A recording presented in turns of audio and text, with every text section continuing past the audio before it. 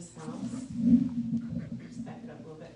She's a minister of this house, and she is an amazing woman of God. So, Andrea Hunt is a minister at Christ for All Nations Church. Woo, woo! Woo!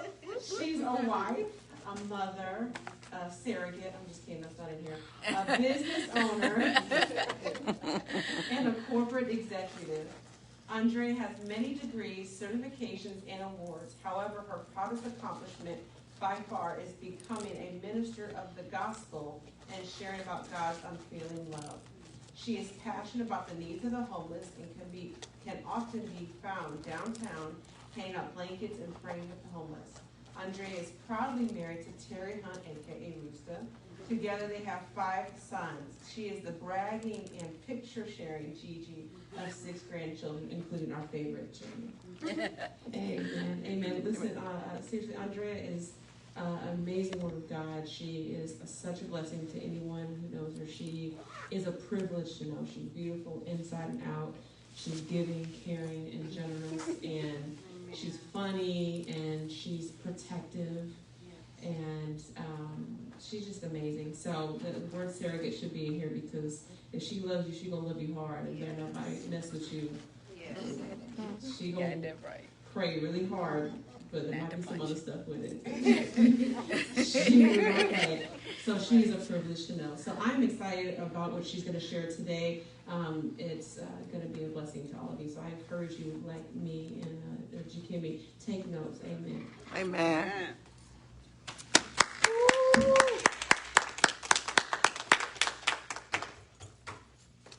Amen. I'm so at home, so when we come up here, we take our shoes off. So the first thing I'm gonna do is take my shoes off, because that's what we do when we're up here.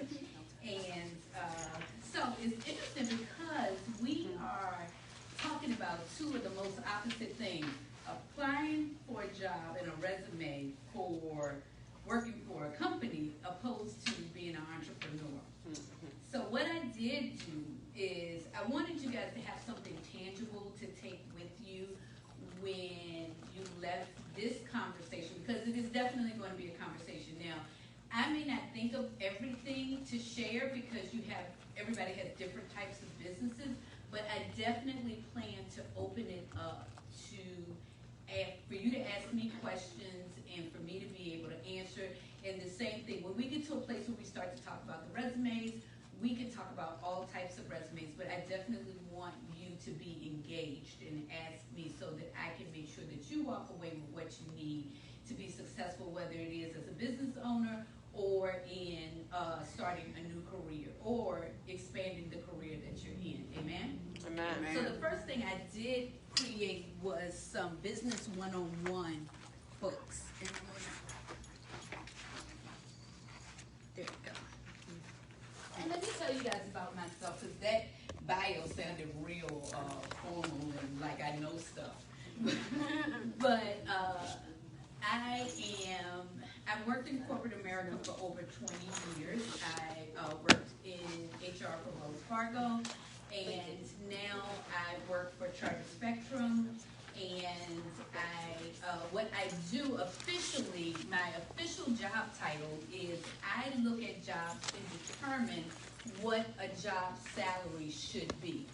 So I do research on jobs to make sure that the pay is competitive, that it's fair, that it is based on the area in which you live in.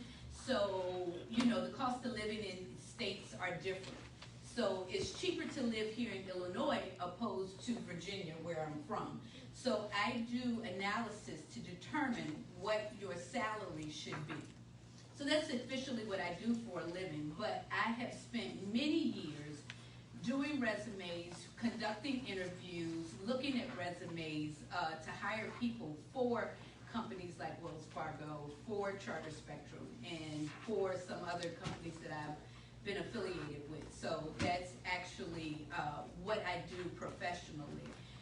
But when I think back on being a business owner, I think everything that I put my hands to, I made it a business. I recall somebody asking me to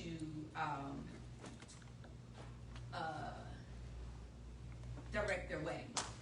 And when they asked me to direct their wedding, it wasn't a passion of mine, but because they asked me, I wanted to make sure I presented myself in a professional manner. So I did official research on what a wedding director does.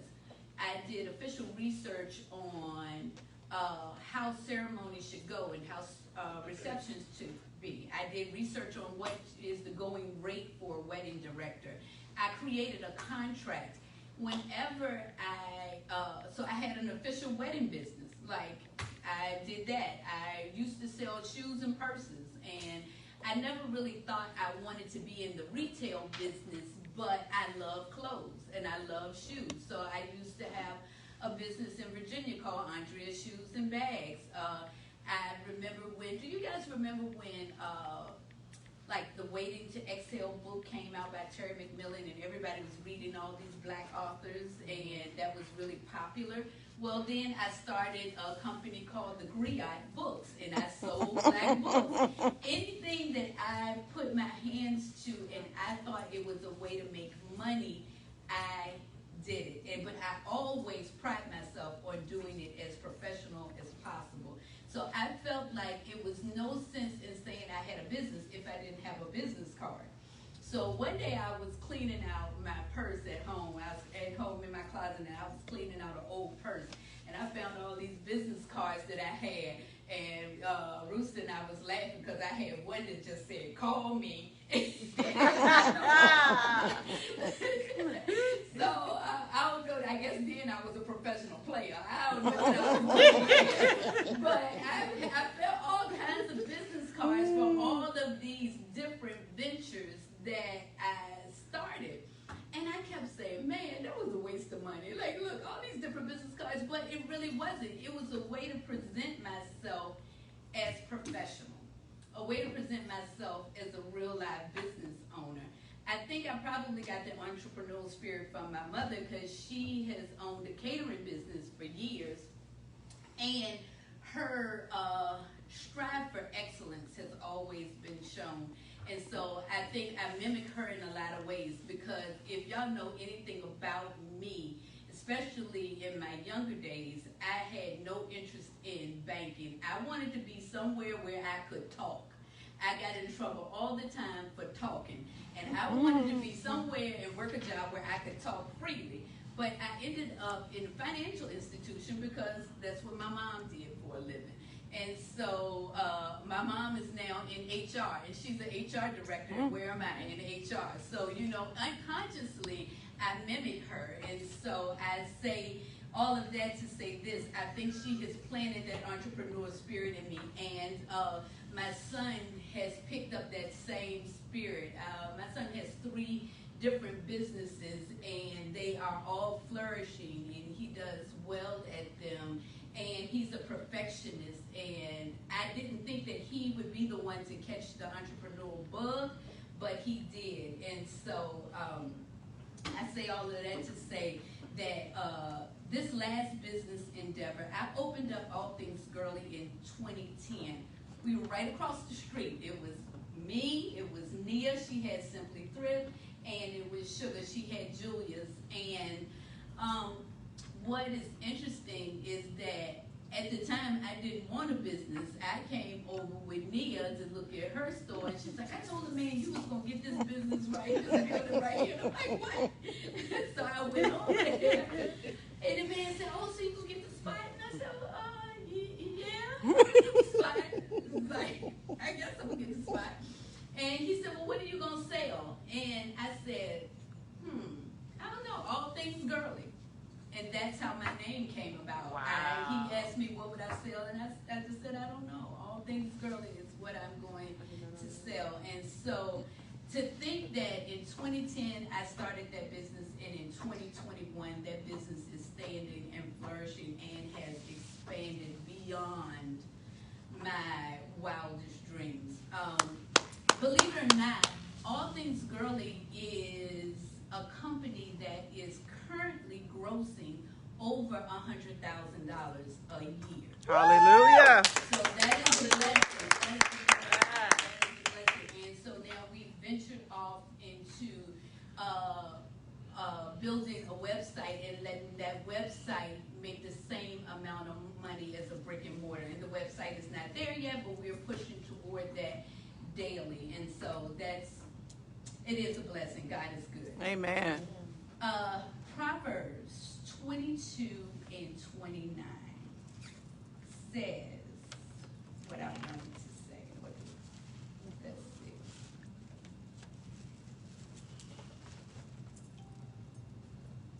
Proverbs 22 and 29. Let me get here. I got lashes on, y'all, so it's taking me a minute. Do you see a man skillful in his work? He will stand before kings. He will not stand before unknown or obscure men. What that says to me, skillful, key word, skillful in his business, skillful in his work. Whatever you do, how many of you guys have a business or are interested in having a business? Okay. If you have a business and you started a business, the most important thing is to know your business. Understand your products, understand your services, understand what your competition is like, understand and do the research. So I am an accessory seller and I specialize in jewelry, but I had to do research and know what the market was like, who was my competition. I needed to know what type of metals my jewelry came in, what was hyperallergenic. I needed to know what would fade and what wouldn't fade, how to care for accessories, how to make sure that those accessories last as long as possible, how to not cheat myself out of $1. That's the type of research you need to do when you're thinking about starting a business. So how do you start? Starting your own business does not require money. It requires planning. So I would suggest that you come up with a business name that has longevity. Now, if I had to start over again, I don't know if I would say my company's name was All Things Girly. That was a God thing, because I think I would have named it something else. I don't know. Cutie's Place. I don't know. Probably something. It would have probably been an epic fail, whatever I thought of, because that was truly a God thing. But make sure that you have a name that has longevity, does not have buzzwords in it, that does not have slang in it that they're using today that will make it obsolete in a few years or sound corny in a few years.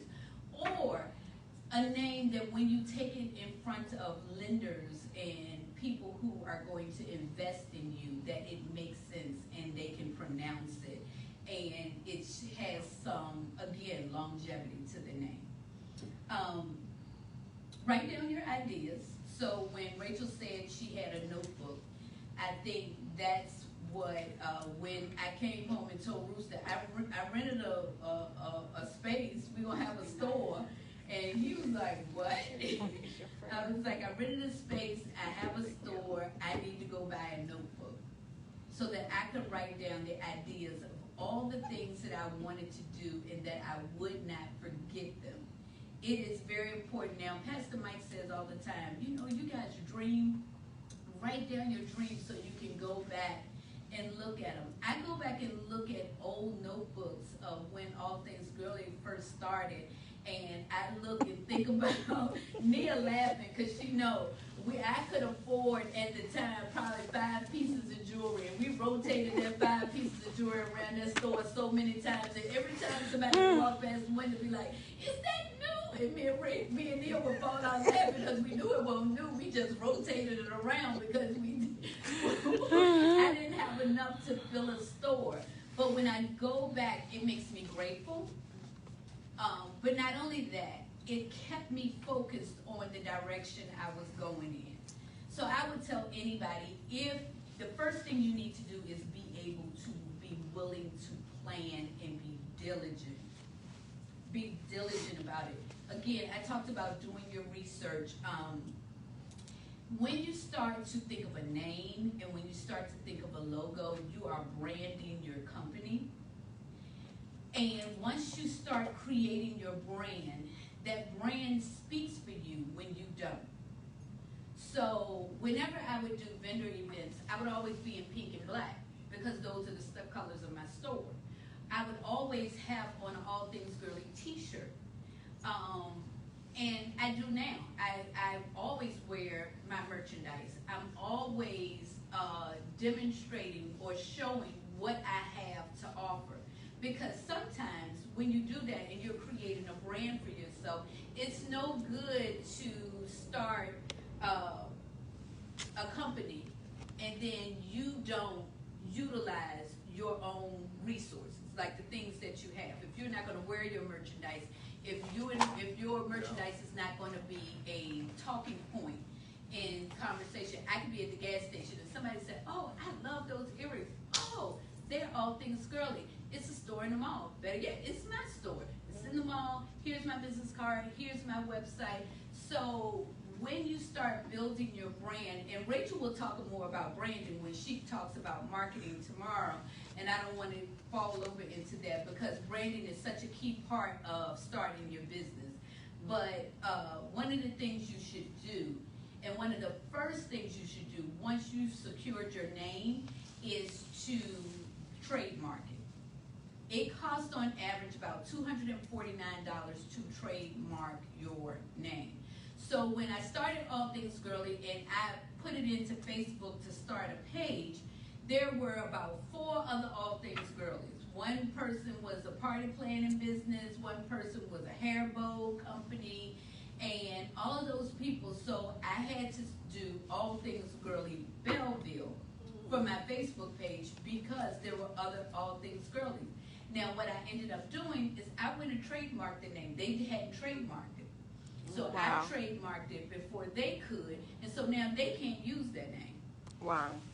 Now they do, but they don't look like they have any money, so I'm not going to pursue suing them. Let them, it would be a waste of energy. But what I'm saying is that now if any other major company wanted to start a business under All Things Girly using that name, they couldn't.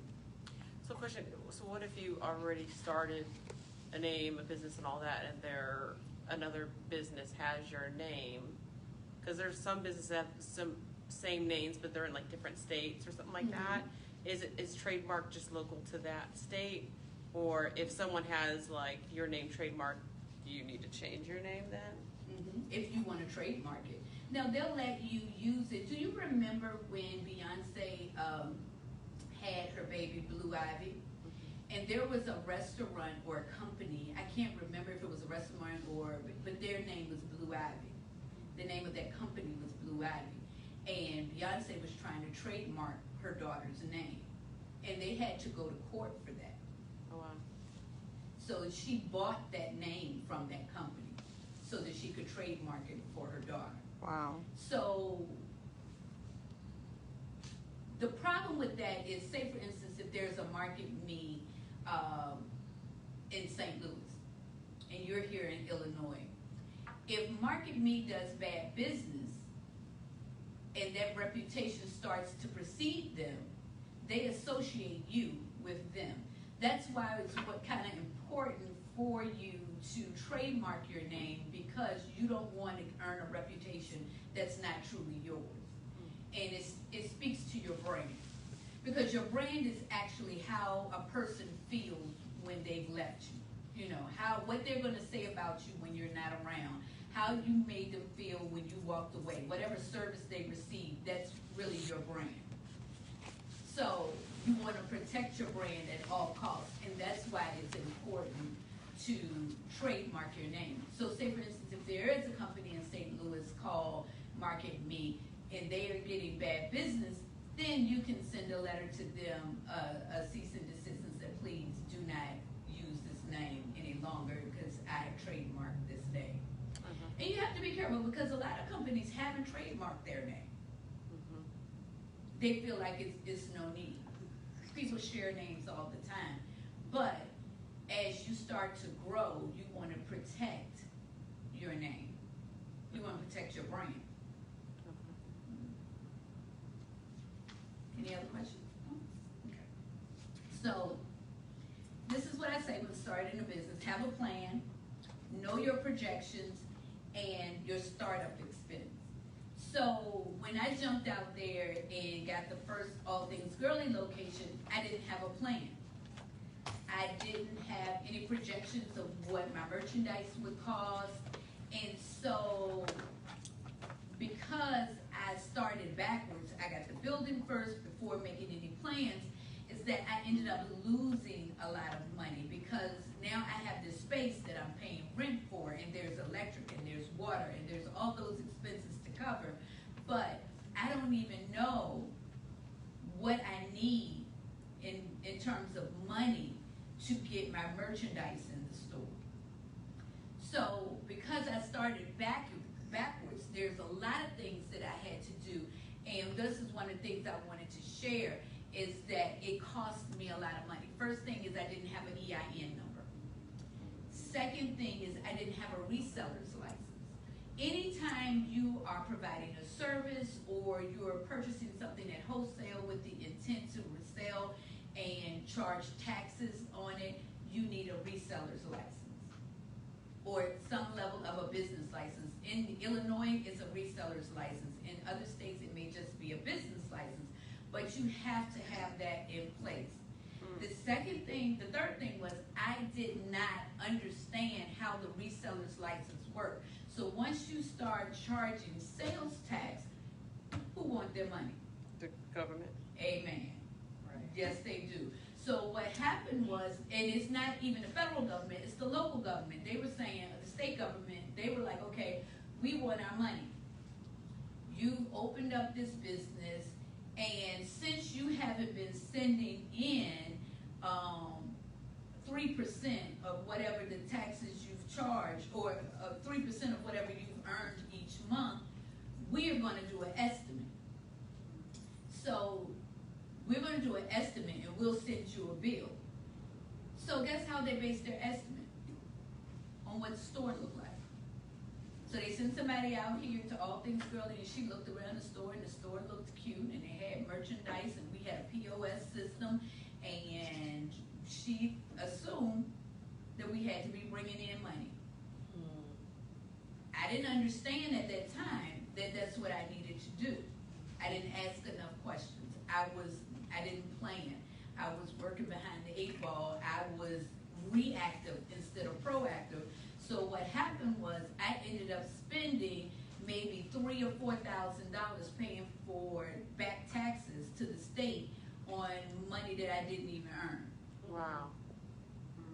So make sure you get all of your licenses in order and your any permits that you need when you have a business. And believe it or not, it's a financial benefit, because when you file your taxes, you get tax credits for that. So even though, and I didn't know that at the time, I didn't understand that. So one of the things that I will say, understand your startup business, your startup expenses, but don't rush it. Don't rush it. Don't feel the pressure to rush into something without having the knowledge. I'm laughing at Nia, y'all. A piece of advice for people who are going into a retail business, or whether you're selling specific items. Know what you bring to the table. Know who you are in your business. One of the key things about that is that what makes your business unique, and I'm looking at you because I know you do retail, right? What makes your business unique is you. You make your business unique. There is not another you. So you make your business unique. Share your story, because people relate to your story and they feel connected and they feel like they know you. And so they will support you because they can relate to you, not necessarily based on what you're selling. I have done that often. I want to see people win. I love the underdog. So at night when I'm in bed and I'm scrolling through Instagram and I see a little girl selling hair bows, and she got that country twang, and she's like, hey y'all, I'm on here trying to sell my hair bows. You know what? I click that because my granddaughter is an entrepreneur. She sells lip gloss. So it gave us something to connect. Share your story. So when I get on, I go live every Friday. I go live on Fridays. People think that when I see their name pop up on the screen that I automatically know who they are, but half the people I don't know. Don't y'all tell nobody. They think I know them, but I don't. But guess what? They know me. So now when they see me in the store, they're like, hey, Andrea, did you see me on your live? And I'm like, yeah, it's good to see you. I'm so glad you was on the live. Thank you. Keep on supporting me. And it's only because I share my story. So people in all the world now know Rooster, and Rooster don't know none of those people because I talk about them all the time on live. They feel like they can relate. People think they know my sister Nikki. They better not run up on Nikki because Nikki ain't always right. She might hurt them. But they think they know her because I talk about her all the time on the live.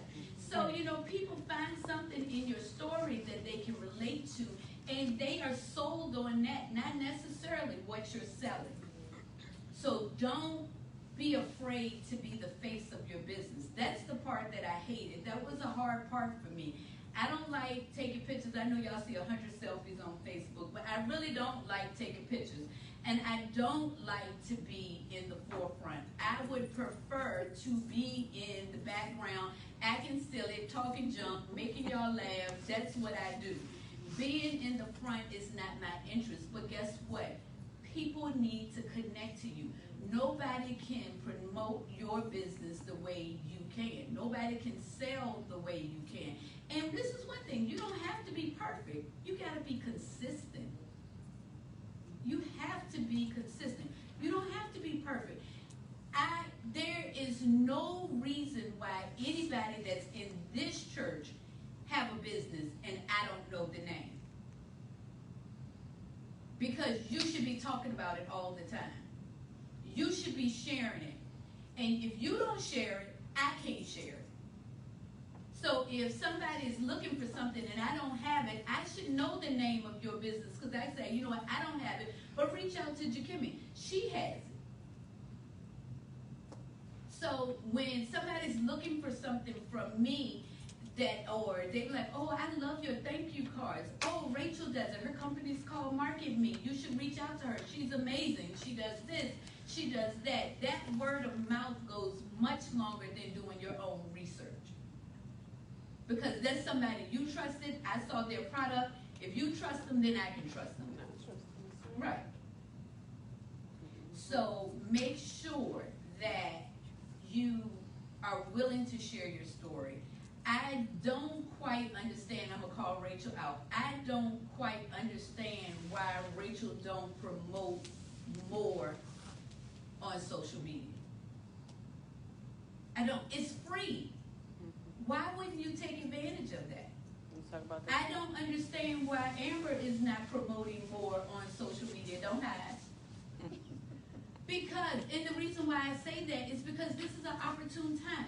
Keep thinking about how to elevate your business. People are at home with those kids, and they homeschooling, and they zooming. And look, I don't know the new math. I need Amber in my life to come over here and teach my kids because my kids don't listen to me. So maybe Amber can come over there and tutor my kids. People need that. Those are opportunities for you to take advantage of. Don't miss those opportunities. But nobody can think of, let me reach out to Amber because she's a tutor. Because she's never pushing it. So is she still tutoring? I don't know if she's still tutoring. I'm going to call her. And then a week go by. And then 2 weeks go by. And then I forgot.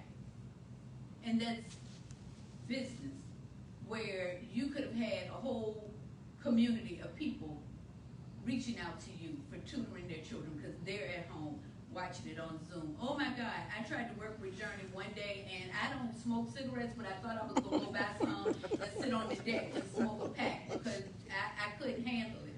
Now my baby, my child, is 29 or is Aaron 30. He one of those, 29 or 30 years old. So that's the last time I had to do homework. So when my granddaughter came and she was doing was like, Rooster, somebody come get her, because I don't know this. But, and I think I mentioned to you, I said, you know what, Amber, I think we're going to need you. Because neither Rooster nor I knew what we was doing. And Rooster is good at that kind of stuff. But we're missing opportunities that we shouldn't miss. Mm-hmm. So when you say tell your story, are you saying like as far as like a website, you saying actually go live and talk? Like Yeah. you read? Okay. Go live and talk. If you are creating a website, the part on the website that say about us, every website has it. That's your opportunity, your place for you to tell your story. Be vulnerable, give valuable information, and solve problems. When you go live, that's what I make sure that I always do in every live. I ask people, is there something you want to see? Is there something you need? What can I do for you? That's my way of solving a problem. Because then they see value in me. And it gives them a reason to come back looking for me again. And again, like I said, be vulnerable. Share. Oh man, you know what? My shipment didn't come in this week. You guys bear with me, but this is what we do have. And because I don't have a new shipment in, I'm going to put these items on sale. Look, today I'm giving you guys 10% off. Be vulnerable. Share the areas of improvement in your business so that people can say, oh, that was so sweet. That's so kind of her. Yeah, I'm going to get that because I've been looking at that. It happens. It happens. So when the pandemic happened and our store closed down, so the mall shut down, and I decided to go live because I had all this merchandise, and I went up to the store and got it, and I brought it home. And I just decided on a whim, I'm going, on a Friday night, I put on makeup, I put on one of the outfits that All Things Girly sell, and I went live. That was it. And I went live, and I was like, hey, y'all. And every Friday night, I would have a theme. This Friday, we having a pajama party. I came downstairs in my pajamas, and I had my face made up, and I wore jewelry. And then one Friday night, we had a cookout, and everybody was naming on the cookout what they were bringing to the barbecue. Somebody was like, I'm bringing green beans, and somebody else was like, I'm bringing potato salad. And I was like, if you have raisins in your potato salad, you will have your card has been revoked. Right? Somebody was bringing corn. And what's funny is that it was a virtual barbecue. It was a virtual cookout, but my aunt was on there. You know, she not tech savvy. She said, well, where the barbecue? Where is it at?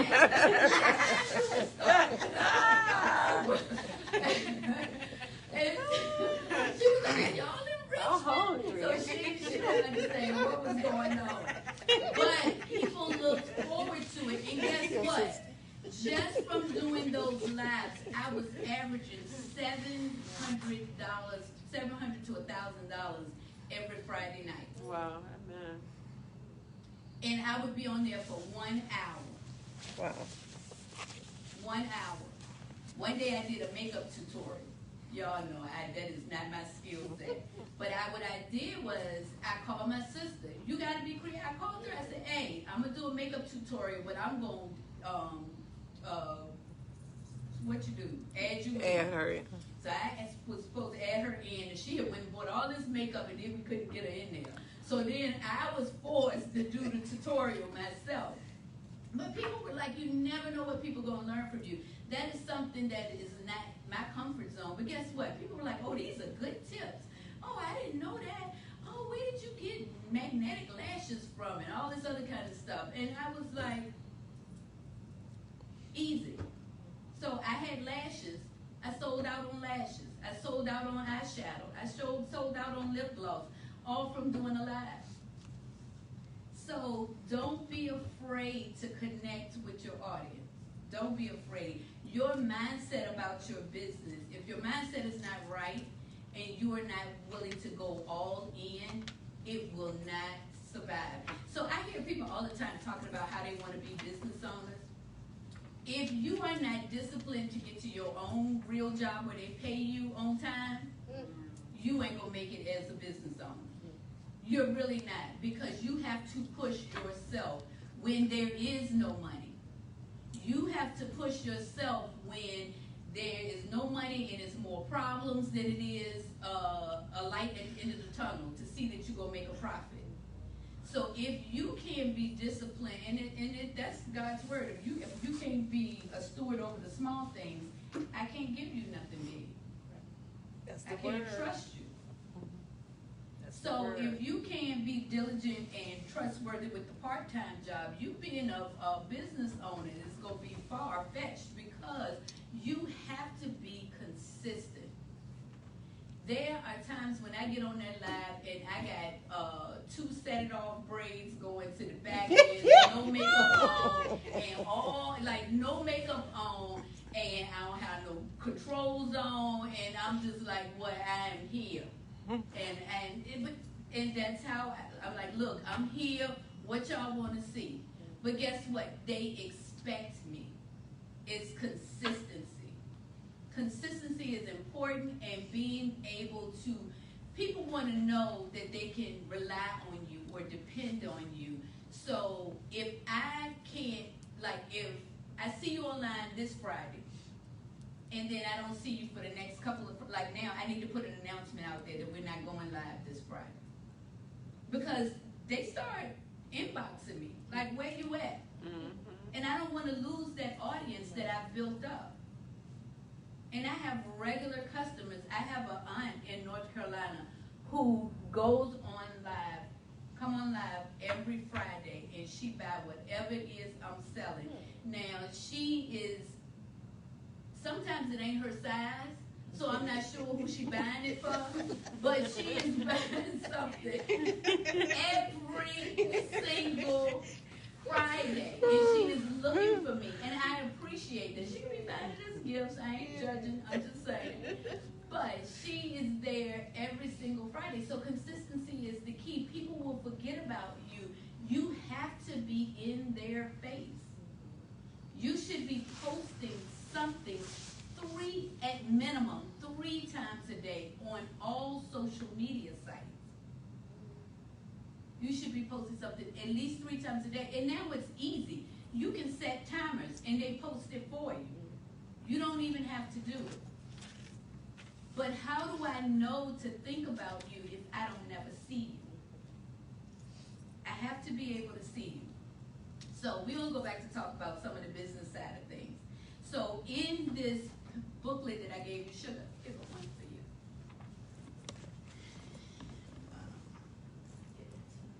you. In the booklet, there's a page that's a blue page. It looks like this. It talks about LLCs, S Corps, C Corp, corporations, nonprofit, sole proprietorship.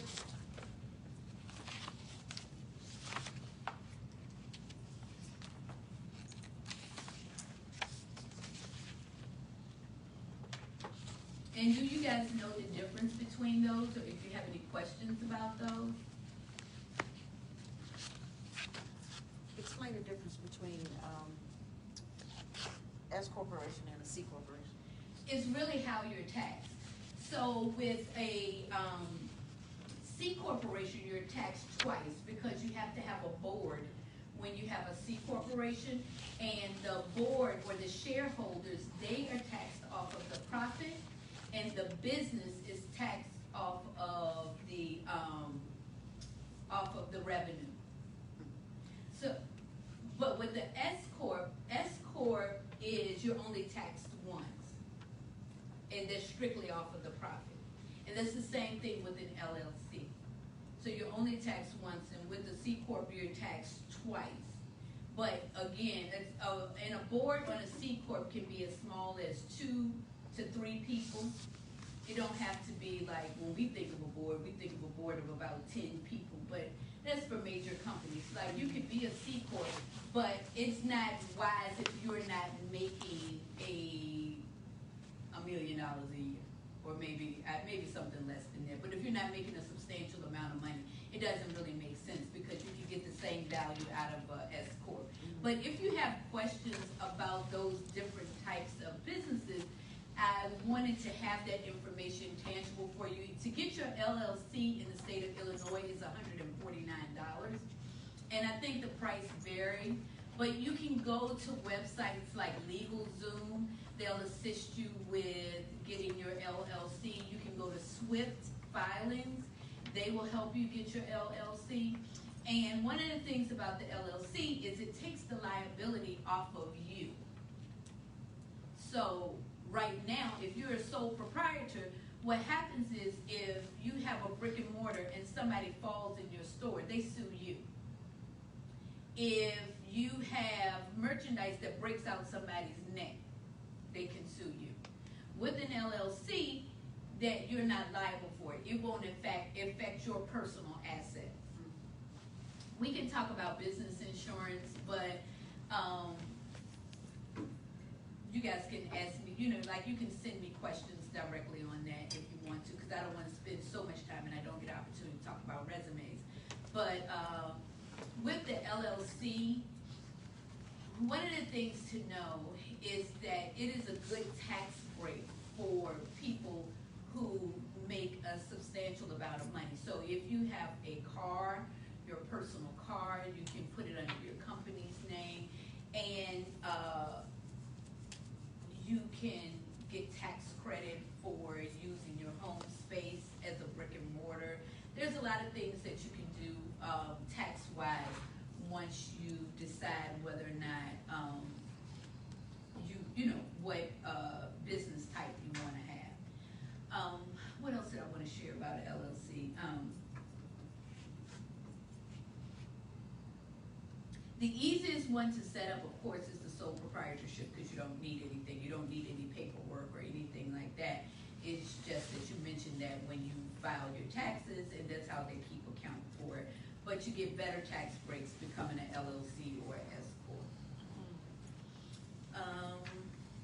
I have added some legal terms here, like your EIN number is basically your business social security number. Now, there is a DUNS number, not really a DUNS number, but there is a company called DUNS. I call it a DUNS number. What they do is they manage your business credit, and they help you build and establish your business credit. And that's something good to know. If you wanted to, when you get your, if you decide to be a sole proprietorship or an LLC, it doesn't matter what business type you are, it's better if you are a LLC, from my experience, because when I was a sole proprietor and I tried to reach out to get business credit, it was hard. So, but with DUNS, they will manage your business credit, help build your business credit, so it's easier for you to get loans and obtain financing and find lenders and things like that. How do you spell that name? Is it D-O-N? DUNNS. And I can give you guys some more information about that.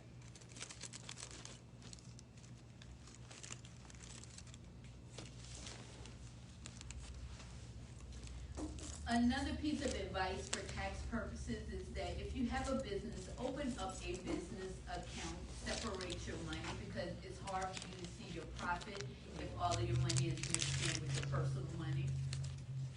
Also, it's hard to apply for lines of credit if everything is in your personal name opposed to a business name, because it makes a lender feel like you're not established enough. So, that's one of the things.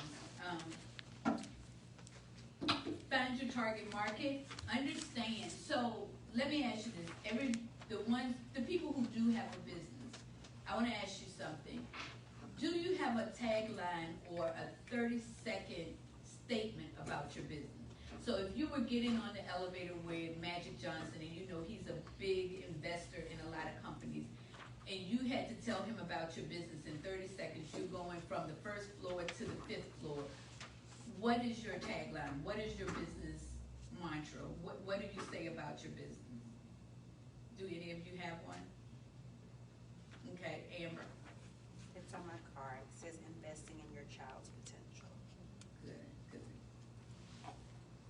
So, mine is, so with All Things Girly, we are a women's accessory company that sells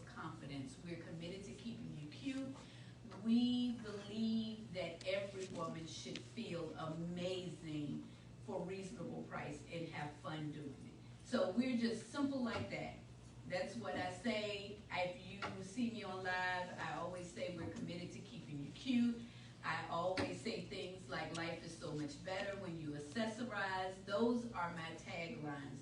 Those are the things that I share when I'm telling somebody about my business. Primarily, we sell confidence. We want the woman to feel confident. We want her to feel like she is amazing at a price point that's affordable for her. So, yes, ma'am. I did, well, I still have one when I get back into it. Mine, it was short, but it was our aim is to make sure that each event is a delightful culinary experience. Good, good. And say that tagline over and over. That's a part of your brand. Keep using that. Keep using that. Keep sharing that. If you have to tell somebody about your business in 30 seconds and they want you to get to the point, be able to have those key words to share so that they can say, okay, I understand, I get it. I have a person who does my lawn. The guy who does my lawn, I mentored him, and I've mentored several people, and actually a couple of people that I have mentored have actually opened stores in the mall as well. But my lawn guy, I mentored him, and so he was doing his Facebook page and his website.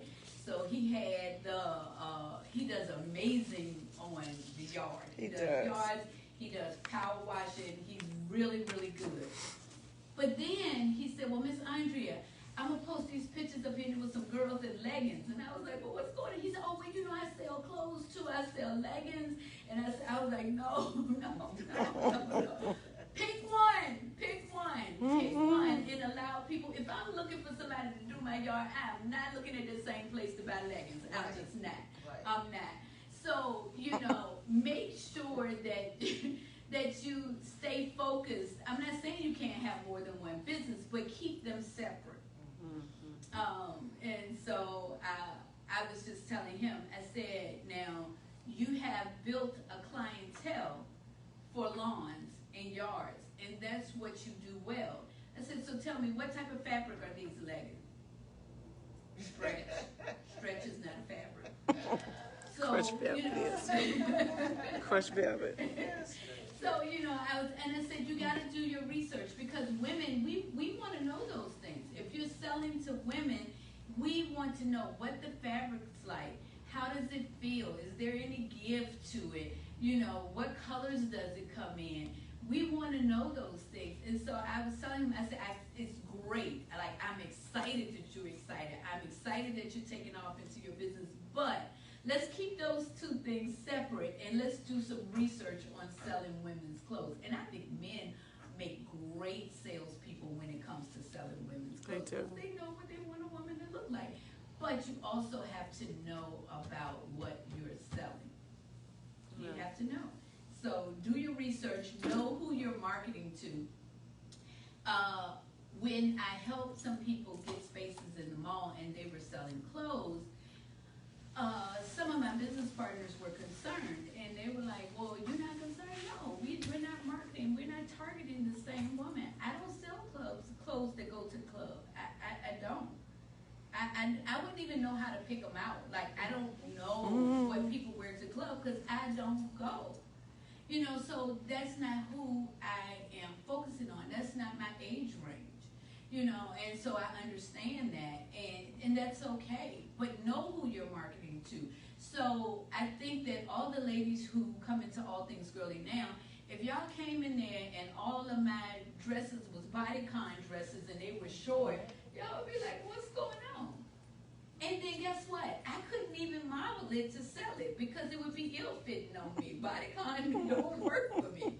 But I know what my market is. I know who my target audience is. Know who your target audience is. Know what kind of money they make. Know what their likes are. Know if they're churchgoers. Know if they are people who belong to social clubs. Know your target market. So like Rachel, for you, know your target market of who you are getting your most business from. Is it church-affiliated people? Is it small business owners? Use that to your benefit. you can't put a bullseye on them if you don't know who they are.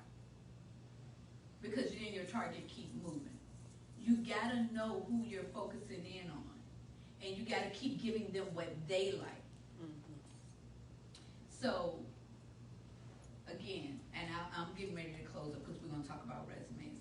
But I say know your target audience. Find a company that you admire, that you wanna model your business after.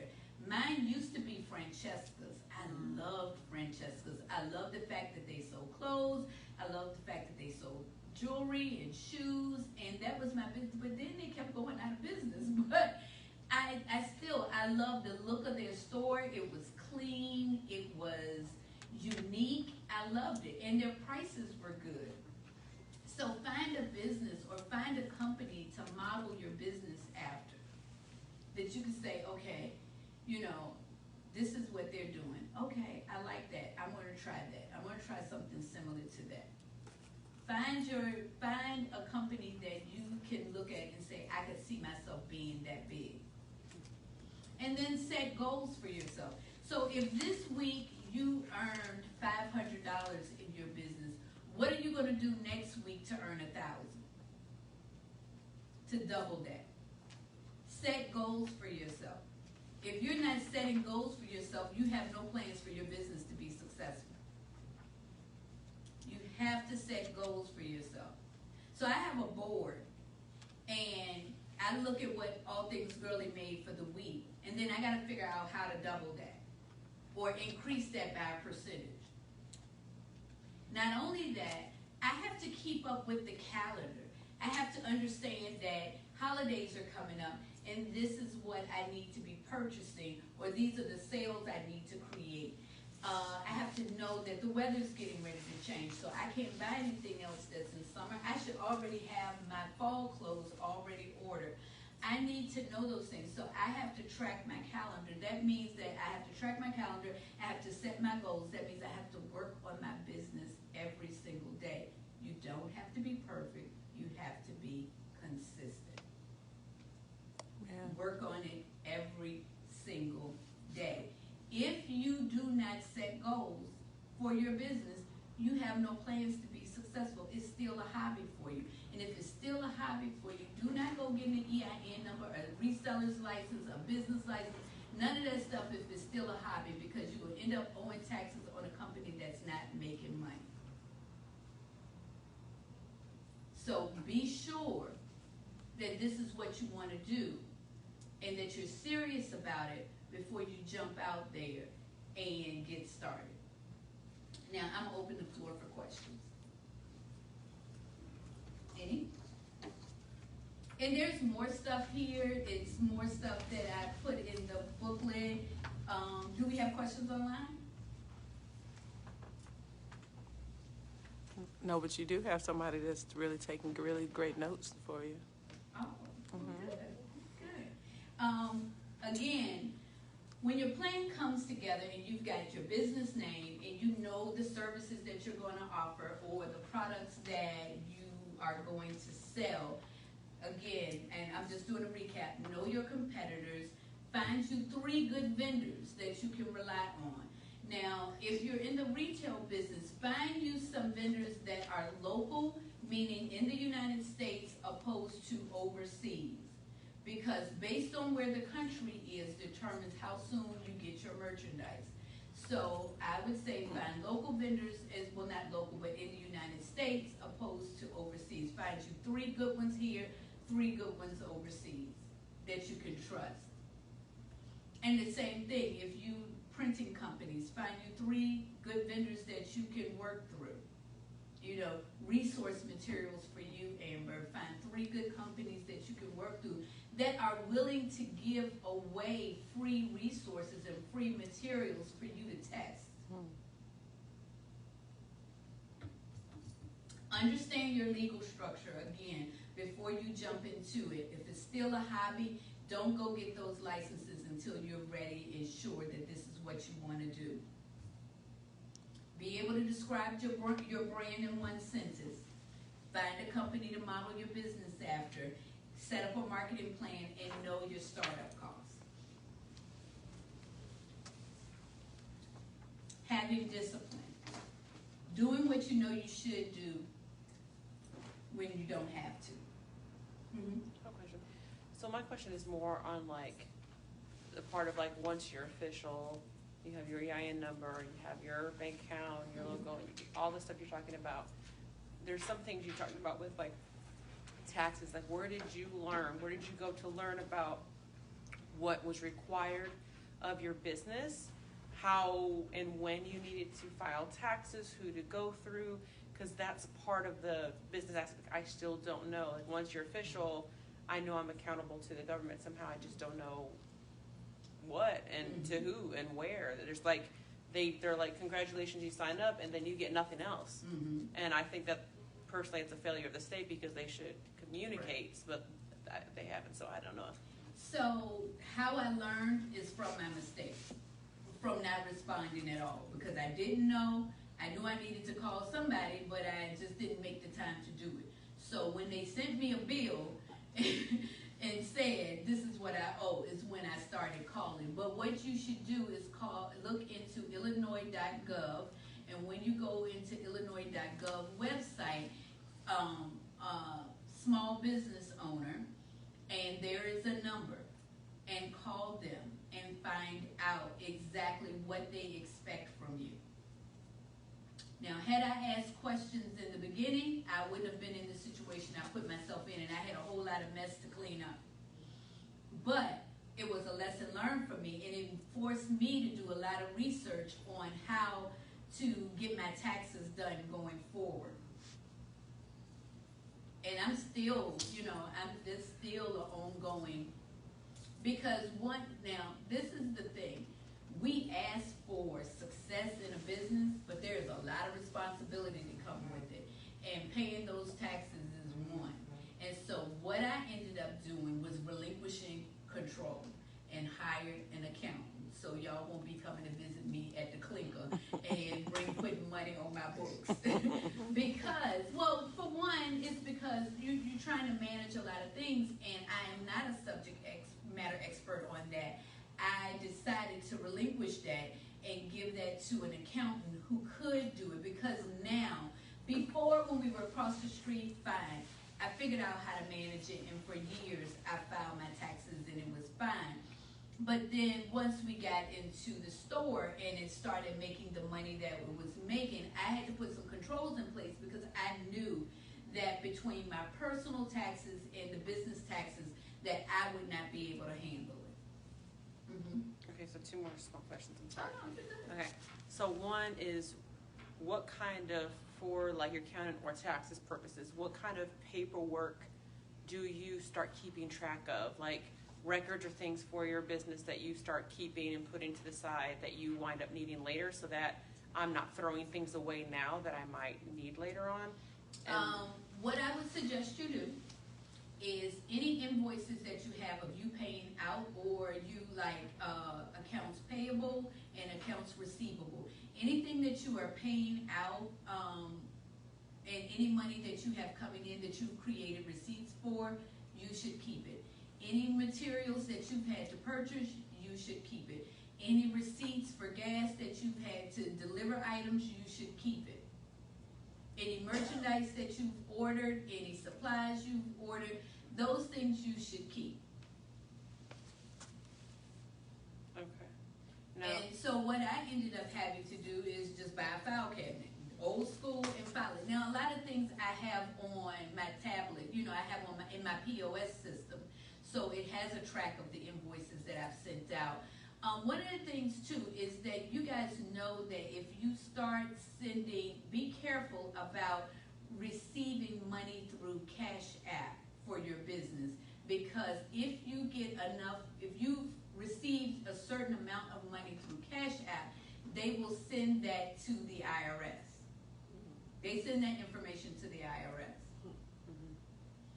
So a lot of people feel like I can do Cash App, I can get around it. You can't. You cannot. So how? And you cheat yourself when you use Cash App unless you add tax to it.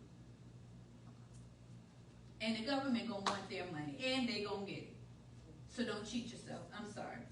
So how are you paid when they order online? Is it PayPal or? You have several options. You can use your credit card, you can use PayPal, but like Cash App is, you can primarily use your credit card or PayPal. Yeah. And even online, whatever website domain that you use, they track that information for you of how many invoices you send out, how much money you've received, all of those information. All that information is there within the domain of the website that you are using. What about the businesses that are franchises? Maybe like Avon and Mary Kay and those type businesses. What are the advantages or maybe disadvantages of having one of those businesses and creating it to be your own than starting your own from scratch, I guess? Well, working in a network marketing type of business like a Avon or a Paparazzi, Paparazzi, Tracy Lynn, companies like that, you are not the owner, so you can't create an LLC out of it, but you should track the money that you've earned from it and report it on your taxes, and they should send you a 1099 because you're technically working for that company. It's not your individual business. So they should send you a 1099 of money that you've earned through their company.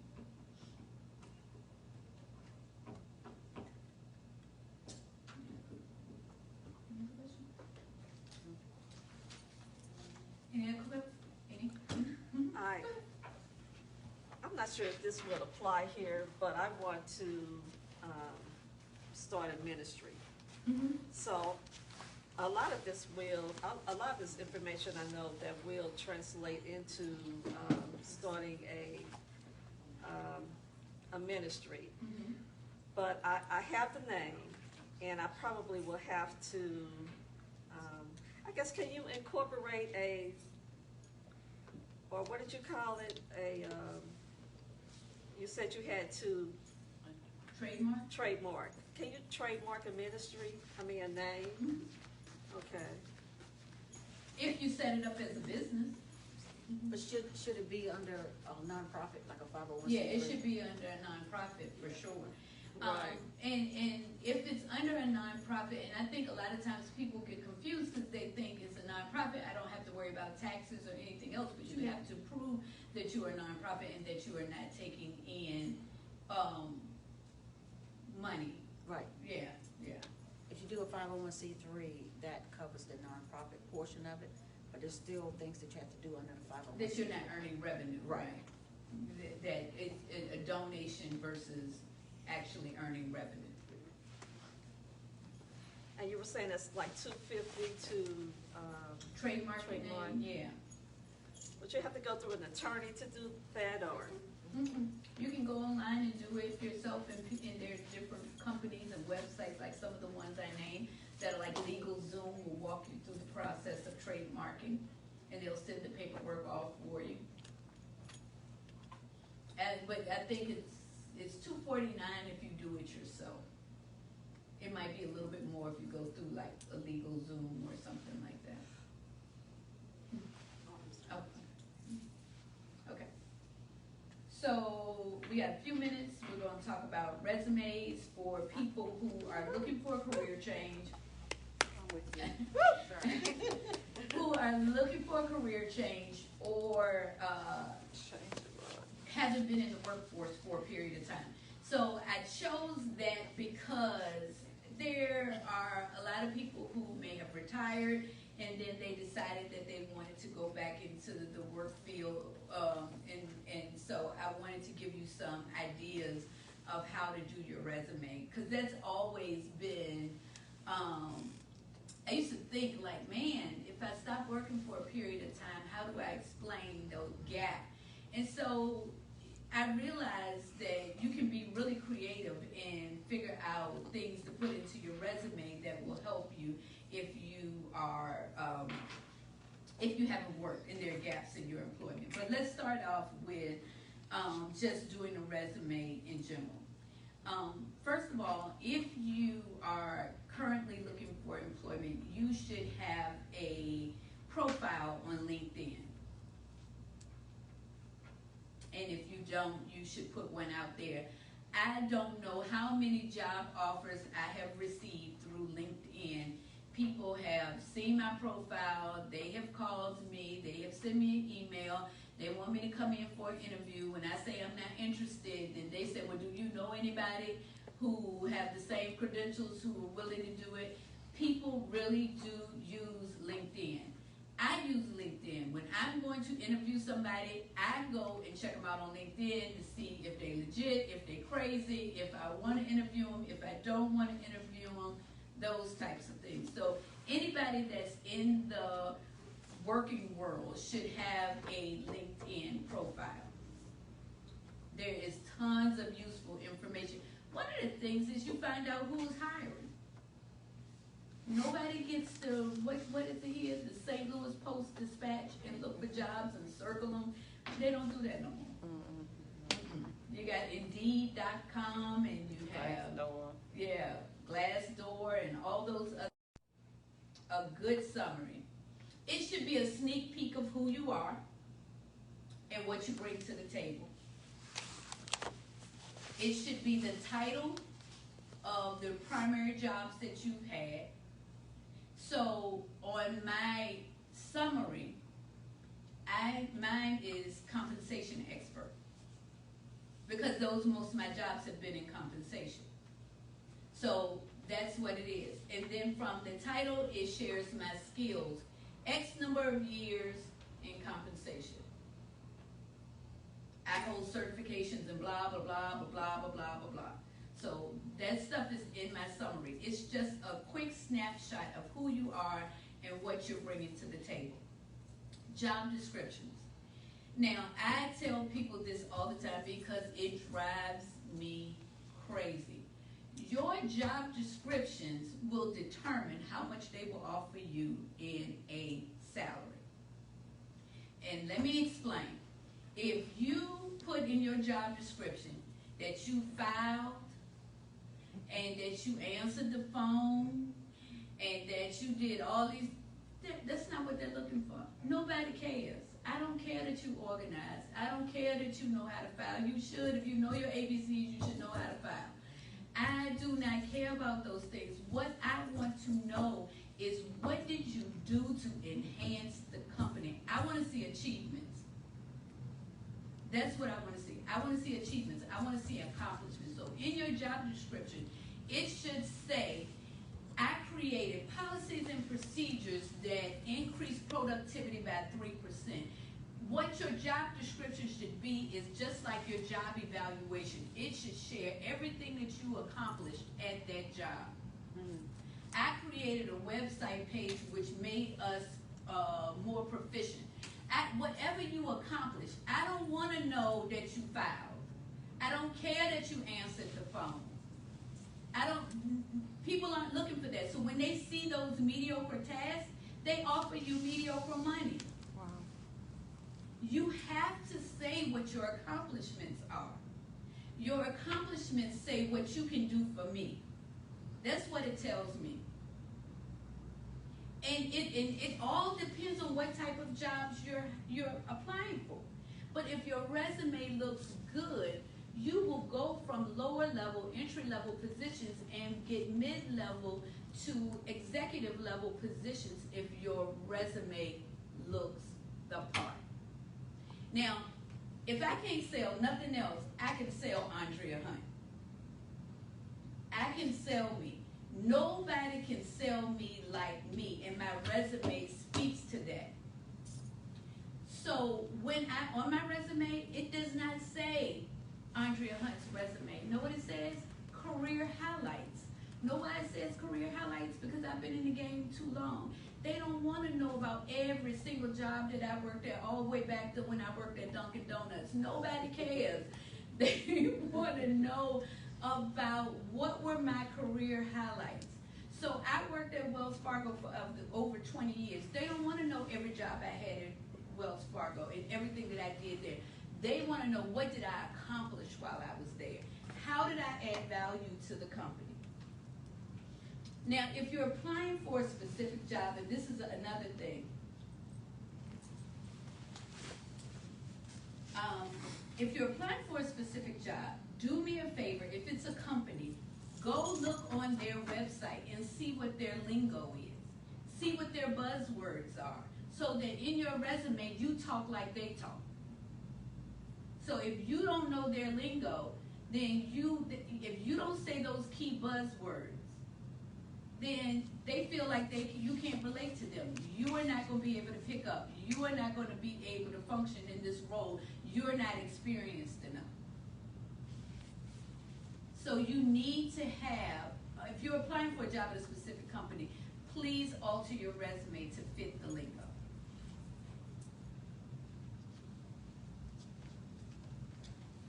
Optics. So, I don't know about these new age resumes I'm seeing where people putting emojis on it and their picture. No ma'am, no sir. Do not do it. Your resume should be clean. You can use bullet points, but don't be wordy. Because I want to look at the resume and make sure that you bold the things that you want people to see.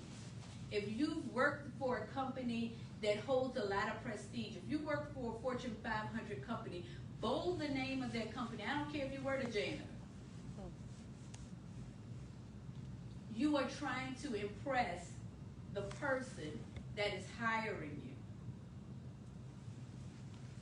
So bold those keywords, bold those things that are significant, but do not use a cursive font or calligraphy type fonts and all these crazy. I think it's Arial font is typical. 12-point font should be the size. Big fonts, no. Those are the things that I throw in the trash. Another thing is have quality paper. People think that that's old, and people don't do that anymore. But you know what? I put my resume on a hard enough cardstock that you can't ball it up. And I put it on a hard enough cardstock that if you add it in with other papers, it don't feel the same. So they got to keep saying, oh, what's this? Oh, this is Andrea Hunt's resume. Okay. I make sure that my resume stand out. So you put it on a hard enough cardstock that it cannot ball up, that you can't throw it away, that it can't be mixed in with nobody else's. That's your way of standing out. Mm-hmm. So just a quick question. So a lot of these places like now, like Indeed and stuff like that, they want you to just apply online. So is there a way to apply online and stand out in that way that's virtual, or do you, on top of applying in person, take a physical copy to that place? Go back to what I said about using their lingo. Go and on the internet, find out what on their website, find out what their motto is, find out what their core values are, and use those terms in your application online. Use their lingo. And don't be afraid to put your key highlights in your application. Because your application should look so similar to your resume. It really should.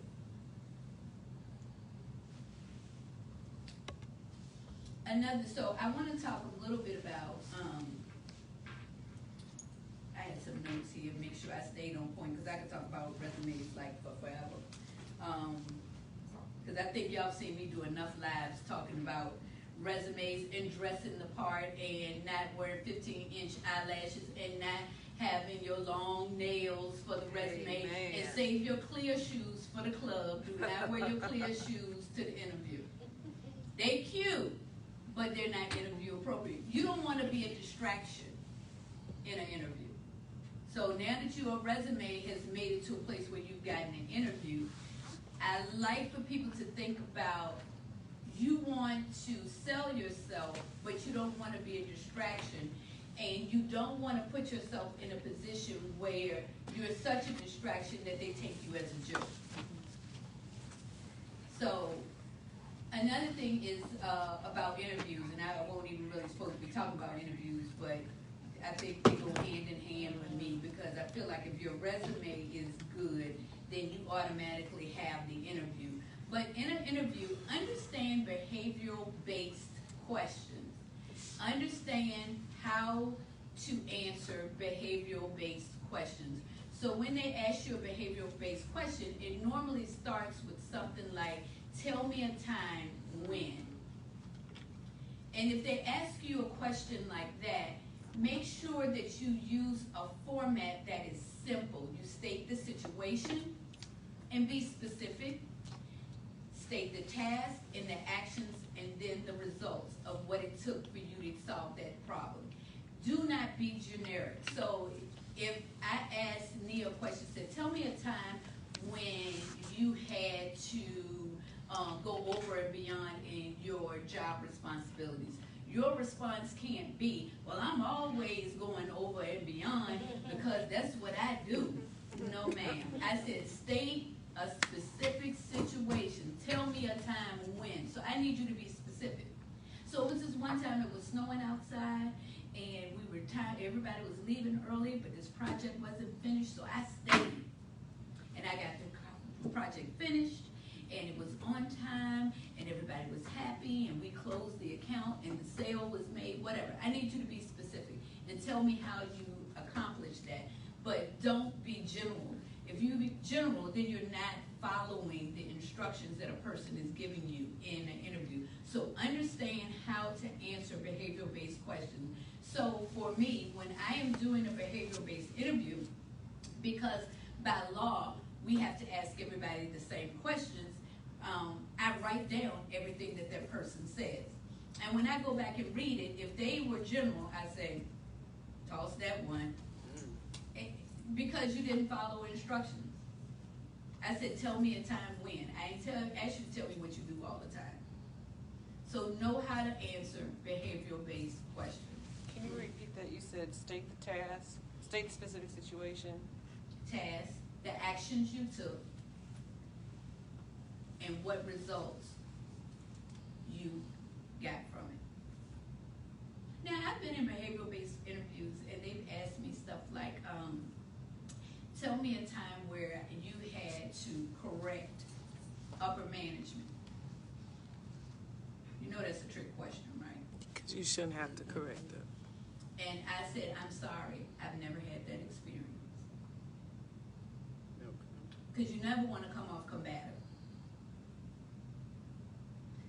Also, one other thing that I want to say, because now that you've had the interview, they're going to offer you the job.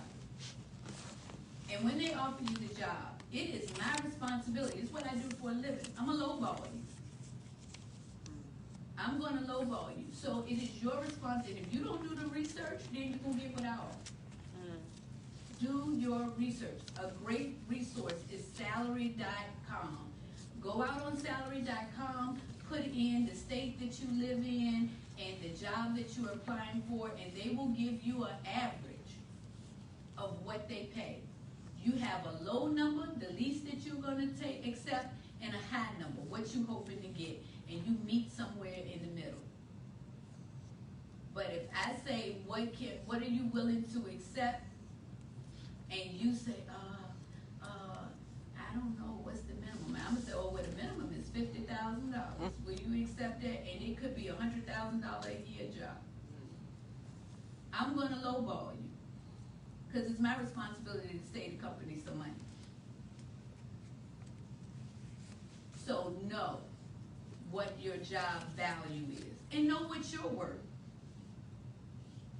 And you got to be able to say, well, no, I have these certifications and I have these degrees and this is on my resume and this is the level of experience.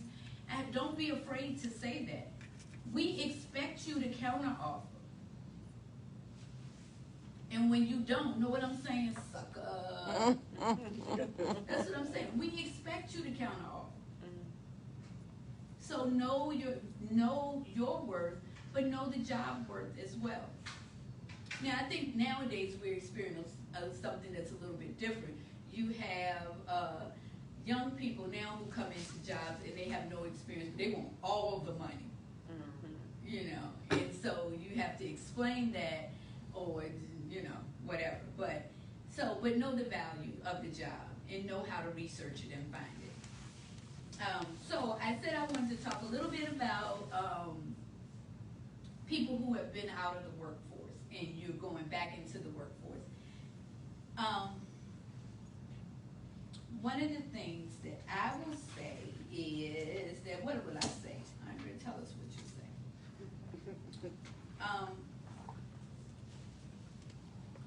I wanted to say, so if you were out of the workforce and you've been a stay-at-home mom, right?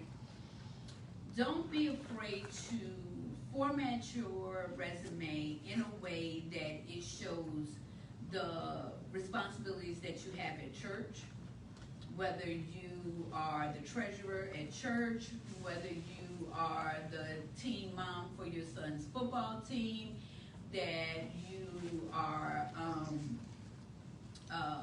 you volunteer for a nonprofit organization. Don't be uncomfortable with putting those things there because it still shares your skills.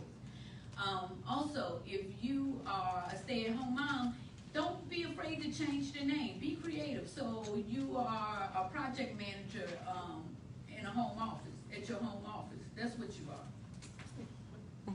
You know, don't be afraid to change the name of your title opposed to being a stay-at-home mom. And the reason why I say that, because those things give you a good laugh. So if somebody say that they're a project manager at a home office, and I say, oh, well, what home? And they said, my home, and I'll crack up laughing because then I know that means that they've just been home. But that's, people want to see that creativity.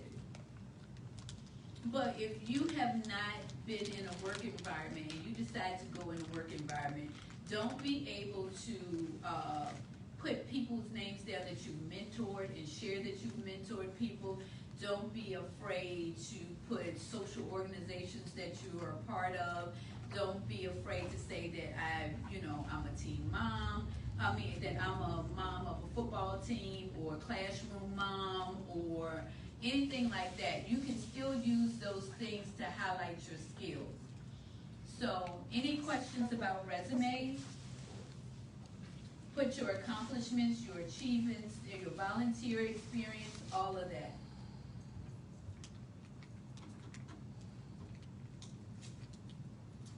Anything else? How do you do that for like a complete career change? Like it's just like a complete different direction. Then in your resume. summary, you put that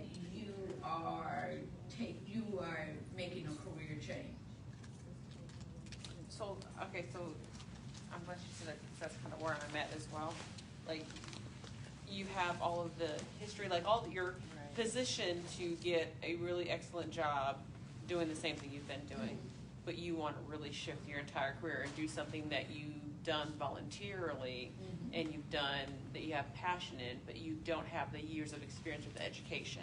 How do you spin that on a resume to be attractive? So then you highlight the skills that you use in that role as volunteering. And you put that on your resume, even though it was volunteer work. You still add that to your resume. And a matter of fact, you put that at the top of the resume because you want them to see that. I'm not going through 4 pages of jobs. I'm not. So put what you want them to see at the top.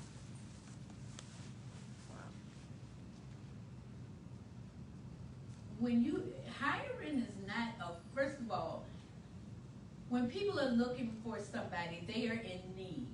And most of the time, they are desperately in need. They need somebody right away. They need somebody to start yesterday.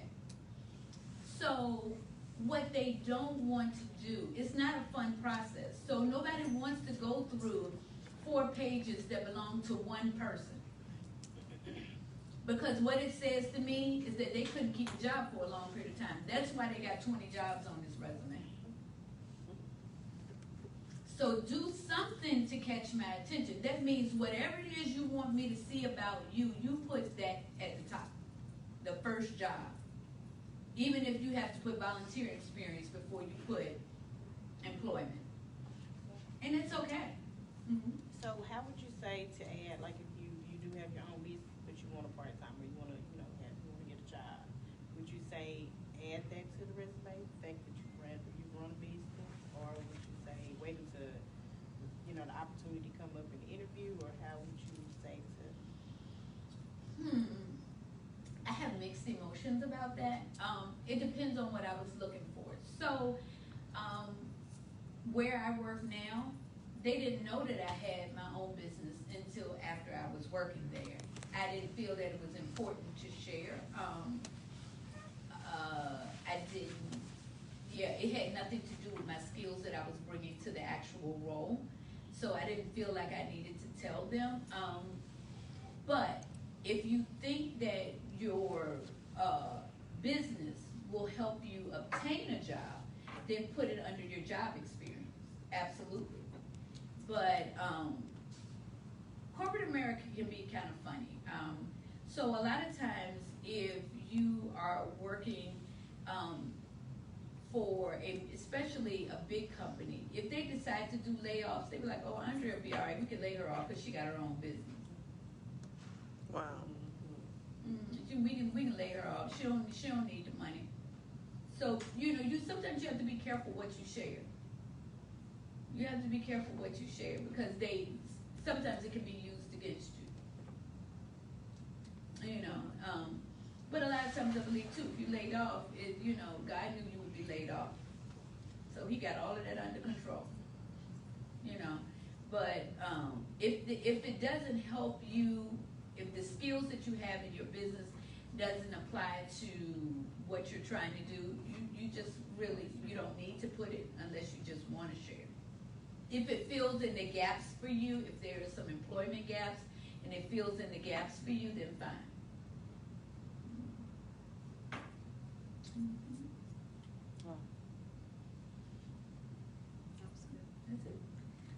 That's it. Just one more. Mm-hmm. And I was talking about like a ministry and would fall under a nonprofit. But what if it's also a component of the ministry where there's maybe like training? Say for instance the Junior Achievement. Mm-hmm. I think they help young people develop businesses, and then they might sell those products as well. And like the Girl Scouts, they are not for profit, but they have the sales of the Girl Scout cookies. Mm-hmm. So how lawfully, how would that still be considered a business, or? Well, the Girl Scouts of America is a corporation. Even though it's not for profit, it is still a corporation, and they have expenses. So they are not earning money from those Girl Scout cookies and divvying it up for profit sharing. They are using that money to run that corporation. So there is no profit sharing from that. Nobody is earning profit from it. What they are doing is paying salaries and running their business. So it's still a non-for-profit.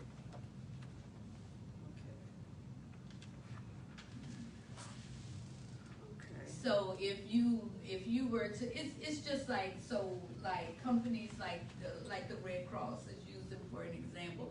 They have employees. Those employees have to be paid, and so or like your company, they have it.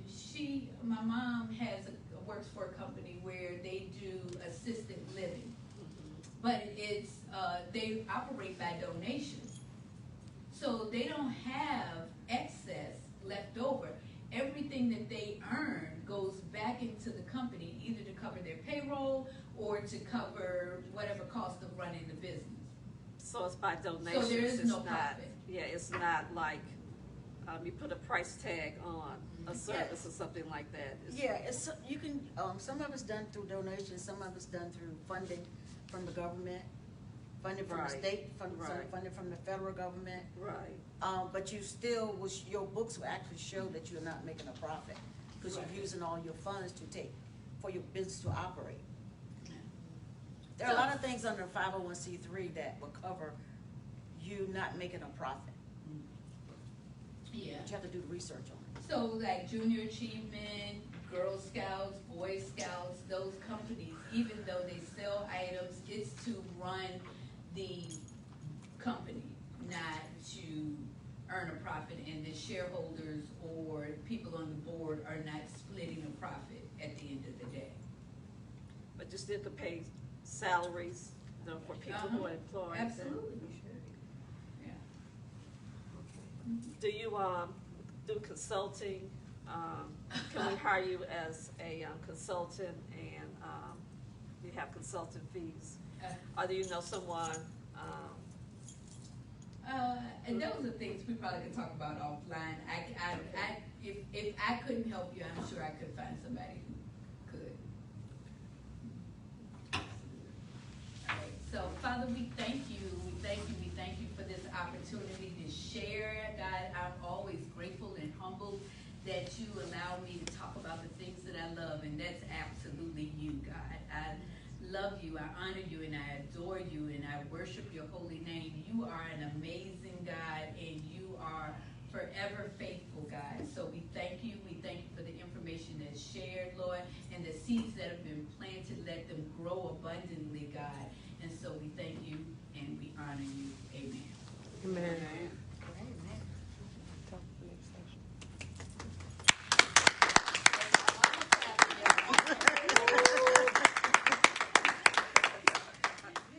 Amen. That was Wonderful awesome. job. Wasn't that so good?